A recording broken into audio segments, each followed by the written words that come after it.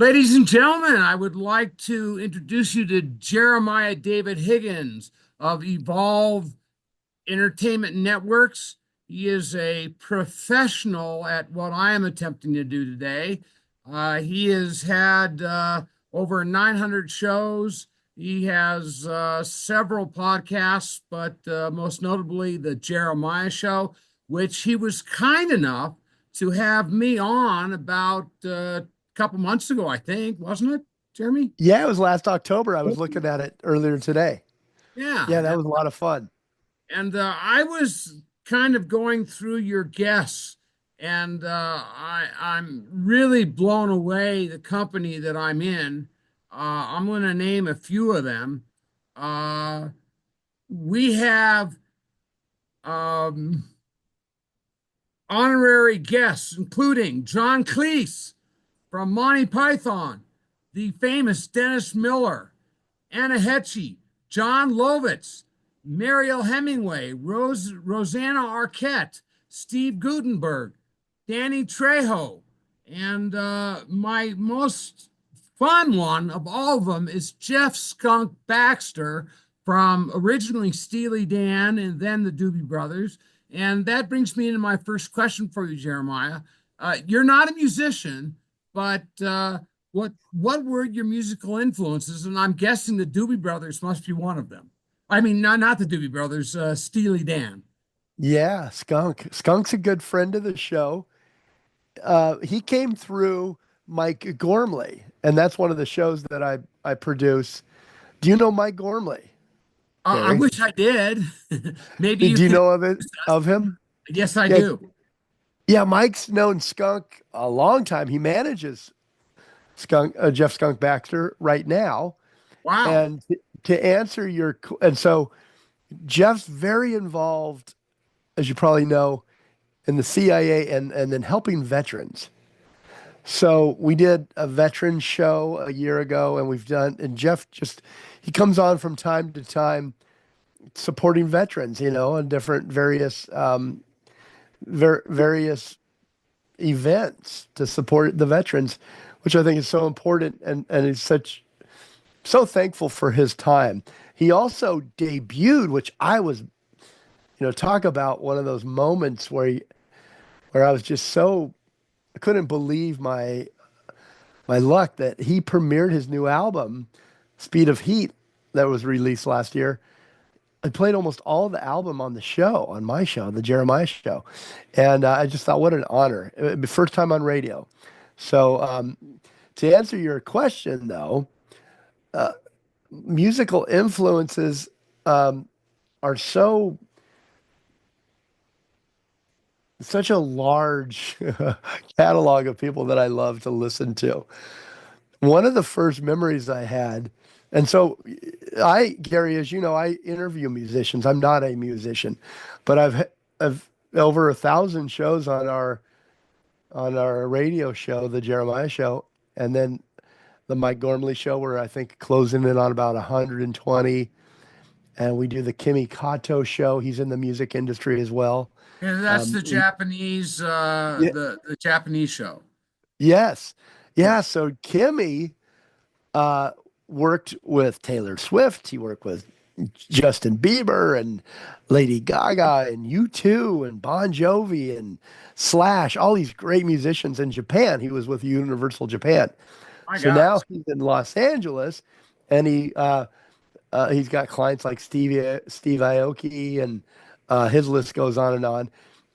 And he promotes Japanese artists though in the United States. So he's kind of switched spots, and now he's promoting Japanese artists. So I produce that show, and I'm also his co-host. Mike Gormley, started out the Bengals, the Police, Rod Stewart. Hmm.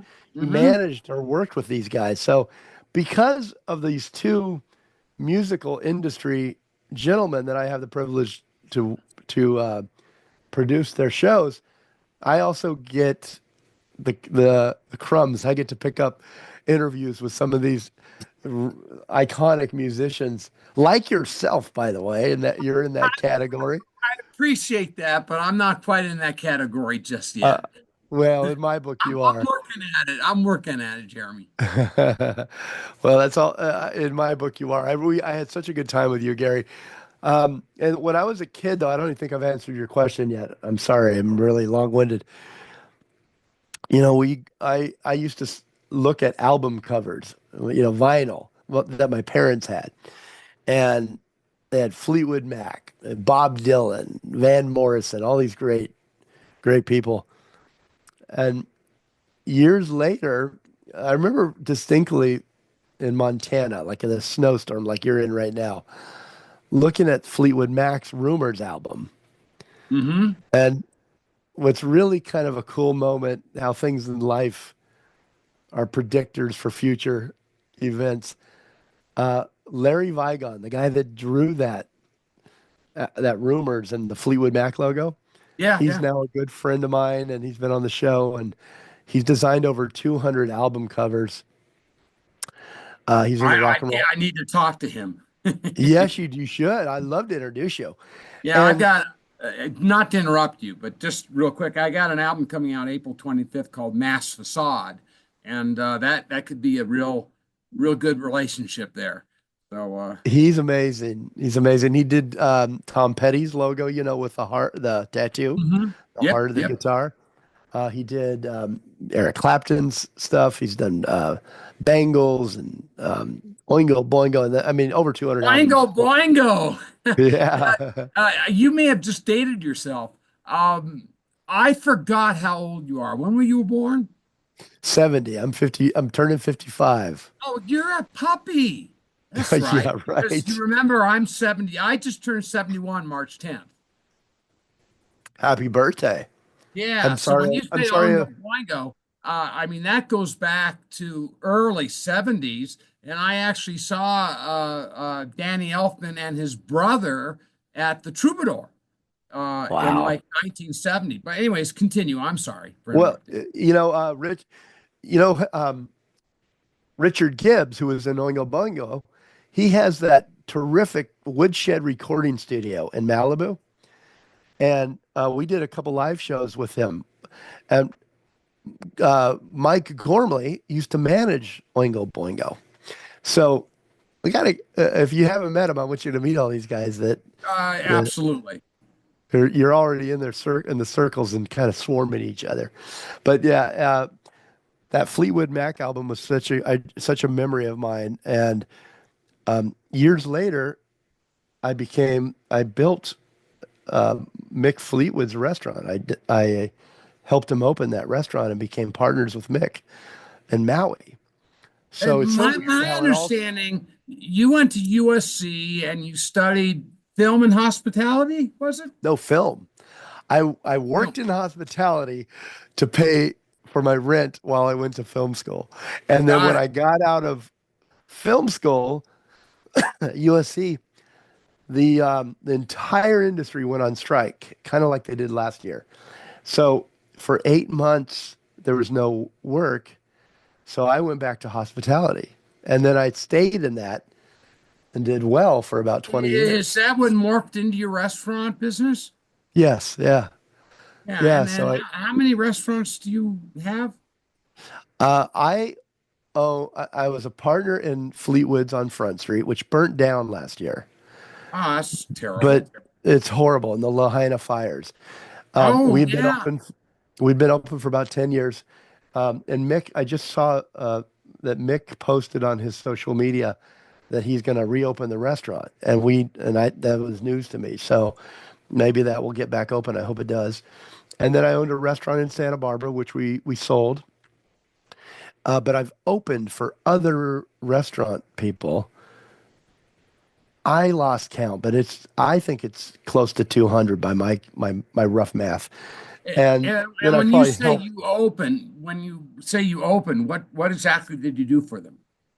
So if you came to me and you said, "Hey, I want to open Gary Dranow's, bar and club or whatever up in Park up there in City. that, yeah, Park City, Utah," I would help you find a location if you didn't have one.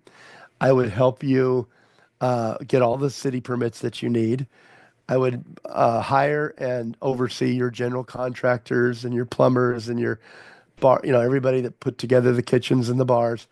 I would bring in a chef and develop a menu for you, and I would food cost that out so that you were making money. I would do the same for your bar. I'd hire a bar person. I would oversee them. We'd build your menus. We'd bring in art and graphics and marketing, and we basically do the So whole from you're a one-stop shop for someone yeah, that wants to open a restaurant. which is pretty unique. There's not a lot of me out there. There are people that I would guess not. Yeah. specialize in kitchen or specialize in bar or training, But but I do it the all. whole thing is pretty unique. Yeah. Yeah, it's fun. It's in LA, I did Santa Monica Seafood, which is a really big seafood company on Wilshire Boulevard. I know it Uh, well. yeah, there's a lot of great places. I mean, it's a big list, and it's a lot of fun. I've pulled back a little bit from it because when COVID hit, obviously nobody's hiring. Oh, nobody's opening a new restaurant, right? Right, right. They're all closed. So Hmm. in about 2019 to 2023, I really haven't done too many projects.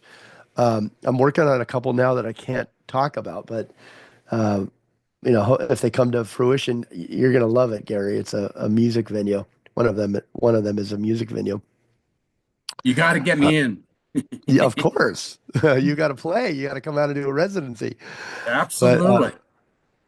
it's a good life, And then Well, talking about good life, in 1965, I came up to Santa Barbara for the first time for my first national horse show at the big, uh, they have a big facility up Earl there in Santa Warren Barbara. Showground. Earl Warren Showground. Yeah, Absolutely. I forgot until just now what the name of it was. And uh, that's where I won my first blue ribbon in horseback riding. But that was in 1965. wow. You were raised, you grew up and raised in Santa Barbara, right? I was born in Santa Barbara, and I've never told this story, but I'll go ahead and embarrass myself and tell it to you. I'll give it to you. I was born in a what is now the Hilton on East Beach. Remember all the volleyball courts down there where everybody plays volleyball? Yep, yep. I was born in a hotel. It's now a hotel. It was back then. They were apartments. Um, my parents were hippies. They loved music and they loved travel, and so I was born there, right there on East Beach in that hotel. And then we moved around a lot. My dad loves the Pacific Northwest and he loved the outdoors, and so he was always looking for a place to raise the family in the Pacific Northwest. We eventually bought a cabin up Get up in. to Seattle. I did, yeah. Okay, I'm sorry for interrupting. Was So it? go ahead. Yeah, you're from there, right? No, no, I'm from LA. Okay. I moved from Manhattan Beach to Park City. What was your connection with Seattle? I vaguely remember something. My only connection with Seattle is that's where Hendrix came from. Oh, okay. So Well, that's a good one. I went through there on the way to a horse show up in Canada, and we went through Seattle and stayed there for a couple nights. But I don't have any big connection there. Anyways, continue with your story. It's very interesting. We just ended up buying a cabin up in Coeur d'Alene, Spirit Lake, Idaho. Oh Um, yeah, so I mean, cabin's beautiful. probably worth $10 million today. I mean, No, Coeur d'Alene. it may if it was on the lake maybe, but ours is in Spirit Lake, which is about 20 minutes north, I believe, if I remember correctly, and beautiful area as well. My dad worked on the Coeur d'Alene Hotel. That's the famous Coeur d'Alene Hotel. Uh-huh. My dad's was a general contractor, but no, we bought that cabin for $20,000. Can you believe that? No, I can't. I mean, For an acre. yeah, and Coeur d'Alene is, Park City was developing even back in the 70s and 80s. Coeur d'Alene was kind of a secret until what, the 90s, even the Yeah, I think 2000s. that when that hotel went in, and then there was a lot of development, along the waterfront there. but it is a really a beautiful area. It's a beautiful lake. I worked at a place called Jacqueline Seed Company, which is right right there. And if you fly in, you'll see it. All these trucks lined up, and it's the largest seed company in the world. So I worked there during high school and at a golf course mowing greens. But it was nice. We would go back and forth though, Gary, to Santa Barbara because in the winter up there, as you probably know, Park City, you may not know, construction kind of dies with the cold weather. Yeah, yeah. So my dad would take us back to Santa Barbara where there was always work. So I would spend, I went to 11 schools in 12 years. Uh, Wow. but we came back to Santa Barbara maybe 4 or 5 times.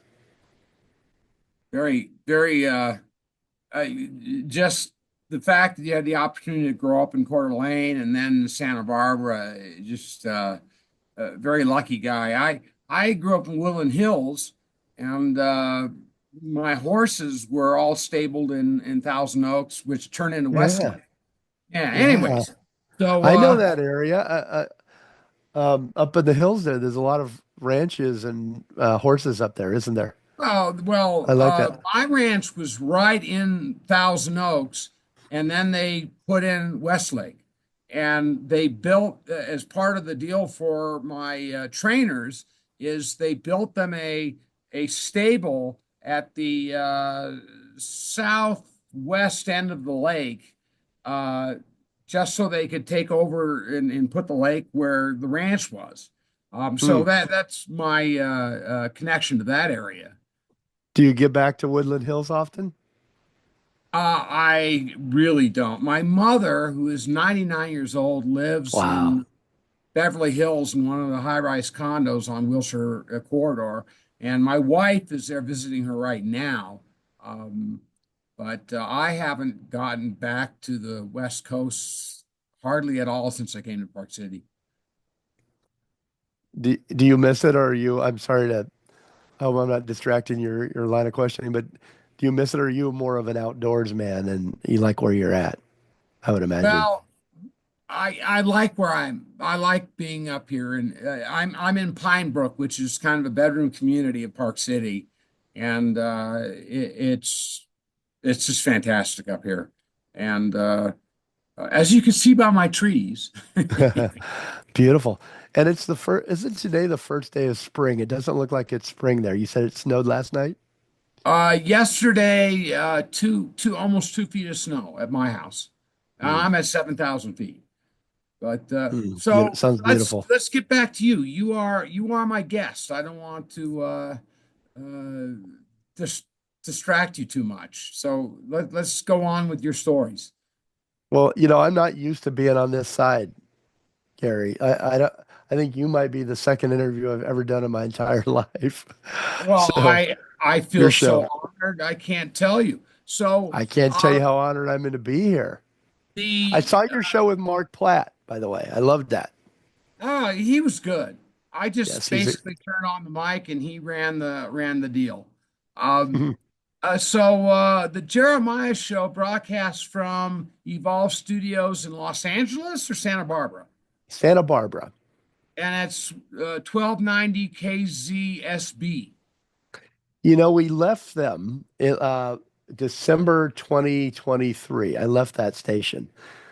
I went over to KTMS 97.9, I think it was, and then I left them. And I'll tell you why. Both of the formats were changing, and not from the first station KZSB. I was there 8 years.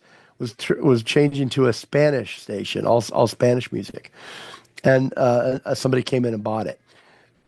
It ended up staying actually as a talk radio station, but I left nevertheless, and then went over to another, K Tide in Santa Barbara. You probably heard of them, Yeah, yep. 99.9. They're kind of like KLOS in LA. They're been here forever. So I went to that broadcast group, um, but the station I landed on for talk was kind of Fox News run, and it just didn't feel right to me.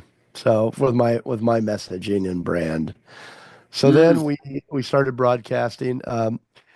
We're actually launching a new radio station in Santa Barbara, and I'd love to play your music as often as you send me stuff with Mark Platt called Evolve Radio Rocks. Is it It's a for indie artists or is it yeah. terrestrial? So what I as you know as you mentioned at the top, I produce Mike Gormley show, Kimmy Kato show, Arwen Lewis show, Arwen Lewis, yeah. and then my show. And you were on the R1 show, weren't you? I Yes, I said, was. Yes, I yeah. was. I was searching for you and it popped up in Apple Podcast. Anyway, so we're gonna have those 4 hours of talk on the new station. I'm the program director, so I've got to come up with 24/7. So what I was thinking of doing is there's so many indie rock bands, that are on the Radio Indie Alliance charts that are sent to me every day in my inbox. That I'd like to really focus in on indie artists and music. The rest of the stuff that isn't around talk radio will be specific hours dedicated to, let's say, Santa Barbara musicians, independent musicians, the Radio Indie Alliance charts. And One Park City musician I could think of. yeah, for sure. In fact, if you turn the show into an ongoing thing, maybe we can put you in the programming as a talk show. But we can talk about that offline. But we're in Santa Barbara, then we're in New York, in Boston, in Philadelphia, in London, in Somerset, and then we're also a podcast that under Pantheon Media, which is Pantheon is for music lovers, really. Podcasts that are. When did Pantheon start? We started Pantheon last February, so we've Yeah, been okay. with them So for it's over a a year. For us, but Pantheon's been around for a long time. Oh, okay. Okay. They, yeah, the guys from Metallica do a podcast off of that, the Metallica Report, and there's just you should check it out. I could see this show fitting in great with Pantheon because they really focus on music shows and music interviews and musicians that host them. Okay. That I I'm too sheltered. I should know of this.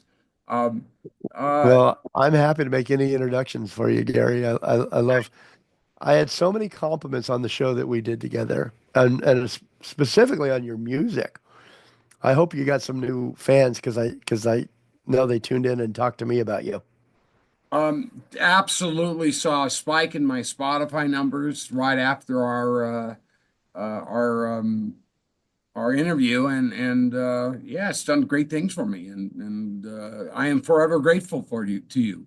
Uh, let's get back into so you are the host, executive producer of the Jeremiah Show. Um, uh, and then it says here, and this is old news, opening operations team at Fleetwood's on Front Street, and that was what burned down Lahaina. Yeah, we Uh, opened that in 2010, September 2010, 2012. Sorry, we started in 2010. so they had a 12-year run before it burned Yeah, down. we were actually the day before or the day after, excuse me, that it burnt, the fires. We Yeah. were celebrating our 12th year anniversary. Good math. You're quick. Um, that's what happened to Lahaina is just a tragedy. I have So been there tragic. so many times. I did a bike race in Maui called the Race Maui. I forgot the name of the race now. It's been so many years. It was back in 1969, I believe. Anyways, it was a Maui stage race, and the mother stage, the second to last stage of the race, was from Lahaina to the top of Haleakala, Wow. and I won it by 20 minutes. Wow. and Wow, that's and incredible. I'm a big guy, so that's really unusual for a big guy to be a mountain climber. That's a So distance in that mountain. It's so high. It it's 0 to 10,000 feet in like 30 miles, I think. yeah, like your breath, it must have just been so, you must have in great shape, obviously, and trained very hard for that. I was young. I just But drove it. Mick lent me his Suburban while I oh, was there I'm for sorry. It was called the Tour of Maui. That's what it was called. tour of Maui. So Mick just what? Mick lent me his Suburban while I was out there, and I drove up to watch the sun come up. And just driving up that mountain, I got tired and I was winded Well, and cold. we raced up it, and then we turned around and raced down it. And I don't know if you remember this, but they have cow gates going up that Yeah, road. yes, Yeah, I do. and we literally had to jump the cow gates on on the bicycles, racing down this thing. And Because they would have uh, just would they have just wiped you out if oh, if you rode absolutely over it. would have blown the tires out. And as it happens, the guy who was second behind me, who was fair, he was close enough that I heard it. I jumped the cow gate. He didn't quite make it. His rear wheel hit the edge, and he had tubular tires on. I had clinchers, and those were tires that actually had tubes in them, and it was really new back in 1969. And I was on a Schwinn Paramount, but so I made it over. He didn't, and he had the worst crash. And as Uh, you know, the side of the road, I'm not going to get into it too much, but it's all volcanic rock. oh my So, God, yes. so that was not a good deal, but Oh, which is like a rate when you get cut by that or you graze it. It's like razor blades. it is. And Wow.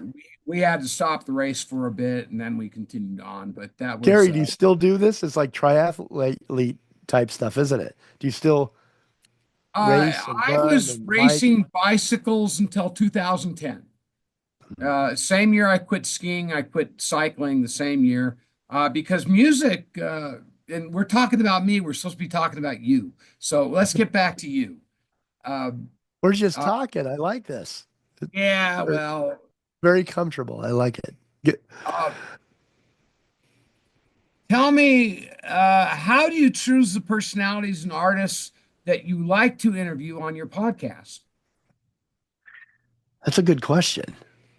Um, because I started it in 2015, and let me start this with a real quick story to tell you about how it started. So I was in hospitality now at this point, right? No more film. I'm opening restaurants for people. And I met Sheila Conlon. She produced and cast for Hell's Kitchen, Kitchen Nightmares, Gordon Ramsay shows, Hotel Hell. Mhm.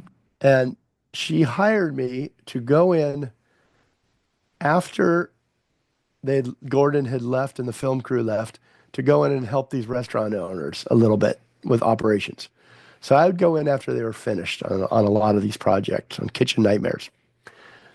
I got to know Scott Liebfried, who was a chef on Hell's Kitchen. He was the bald guy, if you remember that show, for 12 seasons. He was there quite a while. He became my business partner in opening restaurants. So when I went to the radio station, the owner was a friend of mine, Les Carroll, at KZSB 1290 in Santa Barbara. And I went to him and I said, "Hey, I want to do a show on front of the house restaurant centric hospitality advice, stuff like that. Because everybody does a show about cooking and chefs, and I want to do one on the front of the house and shine the spotlight." My very first guest was Sheila Conlon, the producer for those shows. But that's how, so I pitched it. I took it to him and I said, "I just want to do a podcast. I didn't think I could ever get on radio, right? I'm like, that's the dream, but nobody had offered me a radio show. So I went and recorded one show with Sheila Conlon and gave it to Les Carroll, the station manager. And he said, "Hey, how about doing a radio? We'd like to offer you a time slot." So it started out my guests would be hospitality centric guests, right? And I knew a million of them because of the years in the restaurant business. We've had, so I reached out like Top Chef, Bravo's Top Chef. I've had 50 chefs from Top Chef every season. Mhm. Um, and then famous restaurateurs in LA or all around the world, I would have these celebrity chefs on. But my interests are more than just cooking and chefs and restaurants. So quickly the show morphed into music guests because now I'm opening Mick Fleetwood's restaurant. And so, of course, that opens doors for me. Then various, then I start working with NBC's The Voice. In fact, I just did an interview with two of the artists from season 27 an hour ago. And slowly, PR companies started coming to me and saying, "Hey, I've got Steve Gutenberg, or I've got, whomever." I also produced Mariel Hemingway's show, so that opened up a lot of celebrity guests and PR agencies. Um, I produced Tim Stack. Tim Stack was in Seinfeld and Curb Your Enthusiasm and My Name is Earl and all these great. So Tim brought in Dennis Miller and John Lovitz and some of So, those names that you mentioned. so you are the guy to know now. You Well, I don't know about that. you ended up meeting all these people, and they opened up this One door opened another. one door, open another, and before you know it, you know just about everybody. I would say yes, and I would say, how I said I started centric with chefing, in chef world and Hmm. restaurant world. I started there, right? That was going to be the concept, but music is such a big part of my life. So every show that you listen to, one of my ingredients was I have to put 7 songs go into the breaks, and I play good portions of every artist song. Like when you were on, I play a minute to 2 minutes of each song, 7 songs every show. That's part of the formula. Hmm. And as I started, and I was always looking when I listened back, I always waited for the music to come. I was like, get past me or the guests, let's listen to the music. And so I started more and more getting music centric than I was food centric. And I would say, and then also entertainment, because of my film background. So I kind of capture those three things and I go after that. But the real theme, I guess, if there is one of the show, is to tell good stories. Tell your story, Gary, like as best as I can or as best as we can in an hour, and put positive messaging out there. Uh, the show would probably be more successful if I was more gotcha or salacious or was that kind of a. I'm not a shock jock type host. I want genuine conversations and uh, and to put like I hope that when you finish a show, the Jeremiah show, when you finish, you feel better or you learn something or you got to know a music artist in a different way than they've ever been interviewed before. Um, and so I would say the majority of our shows have been these just great music artists from Chris Hillman of the Byrds to Hmm. Jeff Skunk Baxter to Michael McDonald. I just And the interviewed stories they must have. and this, yeah, I mean, especially go back to Skunk Baxter and he was on. You know who Rick Beato is? yeah, Yeah, he was on with Rick Beato not too very long ago, and he talked all about Steely Dan, and I was fortunate enough to see Steely Dan in the '70s. Uh, when obviously Skunk yeah. was playing with him, and it was one of the best concerts I've ever been to in my life. I bet that what a great show to see when they were doing their thing.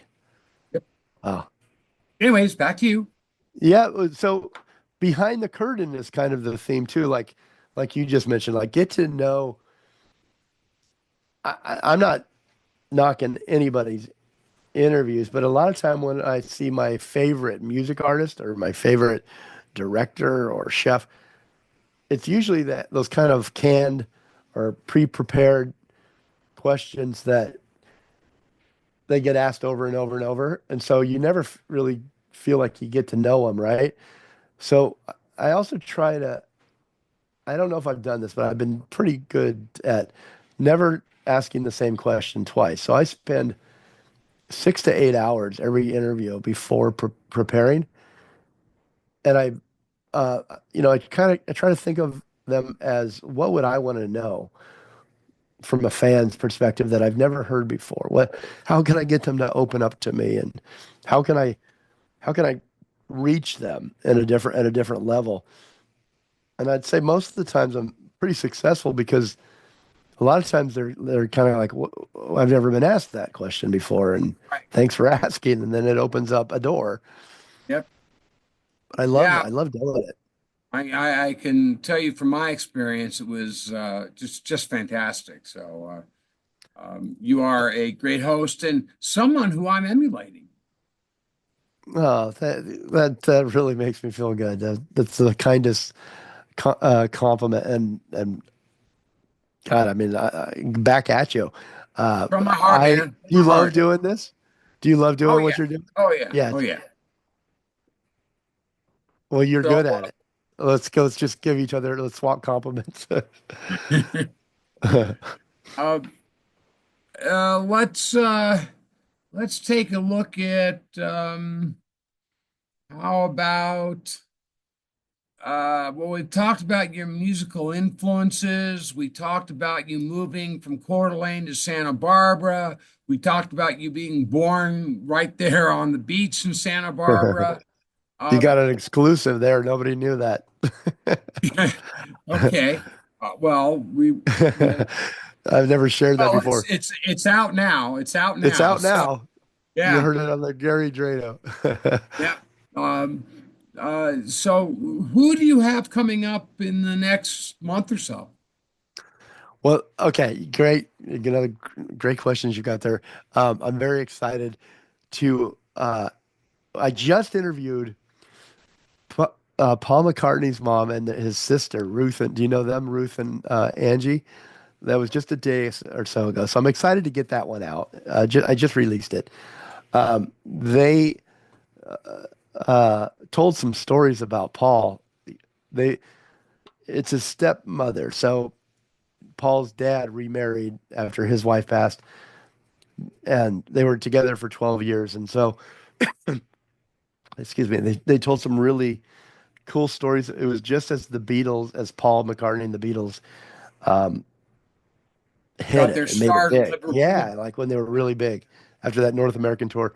So they tell some stories in the house, like Golden Slumber. She tells about how her and Paul, Ruth tells about how her and Paul sat at the piano one night. They couldn't sleep and they uh, came up with that.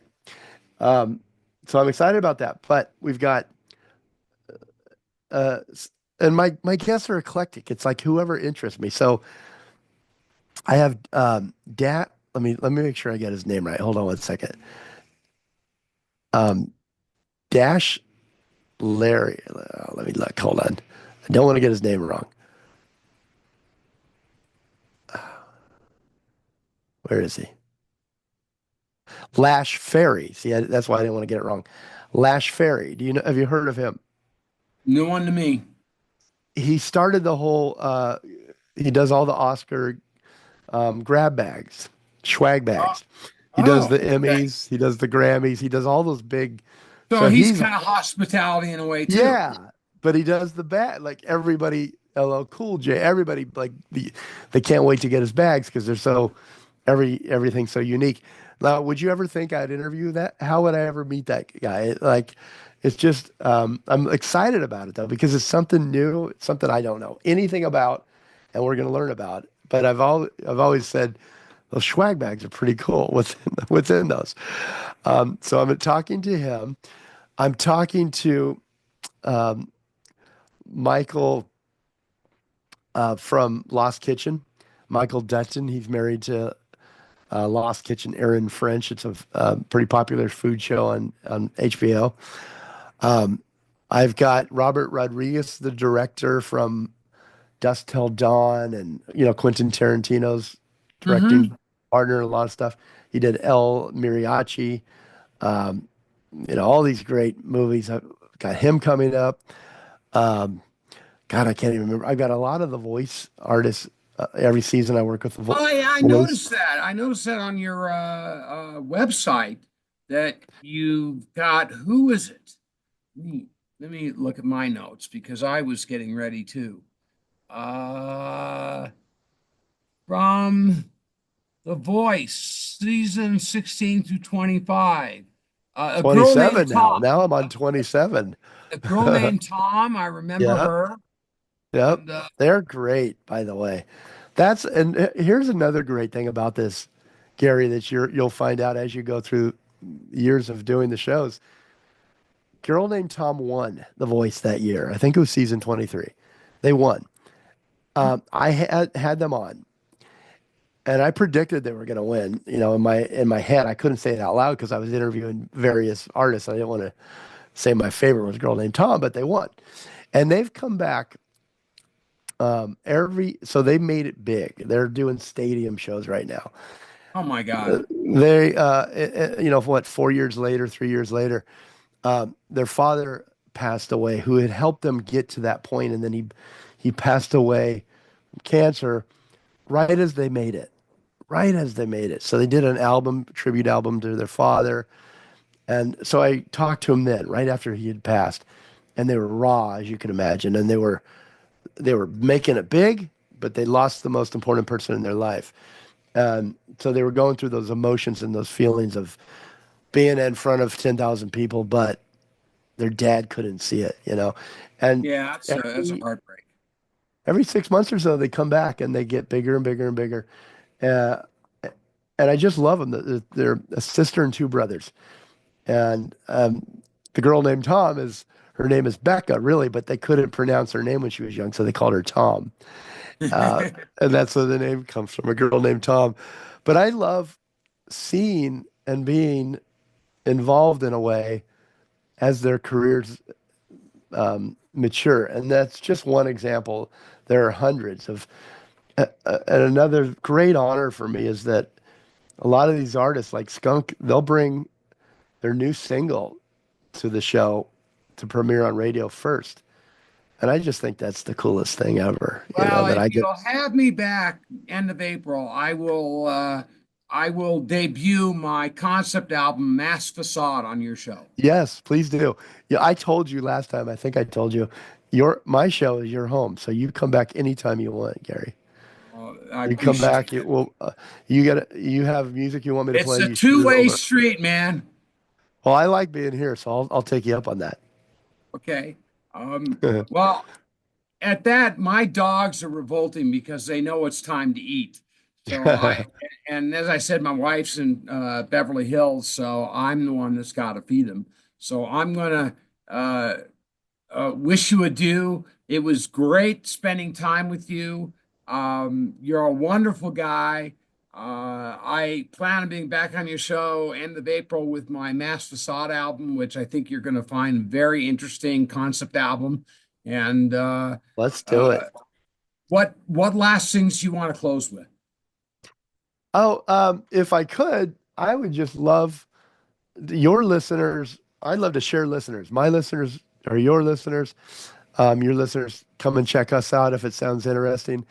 And as you know, Gary, the thing that we need to keep alive as a music artist, you know this and I don't, but we need that support from the listener. So to subscribe is everything. To go to Apple Podcasts and subscribe to the Jeremiah Show or your show, it really helps us, believe it or not, move up the Absolutely. ranks and I find sponsors and all that good stuff. So I don't know I if you love, know this, but I cracked the 340,000 subscriber mark recently.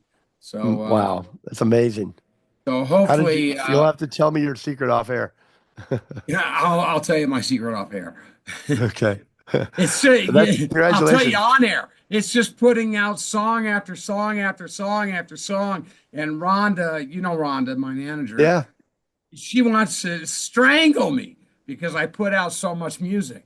But that's what's got my channel growing. And Well, the other thing, I do live streams every Monday night from 6 to 8 p.m. and that helps. Oh yeah. Yeah. Oh yeah. Well, thanks for sharing that with me. Yeah, it's a slow process, but it really does help me stay on air.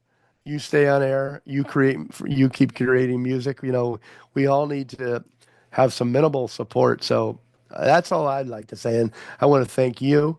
Thank you for having me on. Thank you for the music that you put out. I said that I think on my show, but I really do mean it. I appreciate you and what you're adding to the world, your art. So thank you. Yeah, just tune in if it sounds interesting. Subscribe.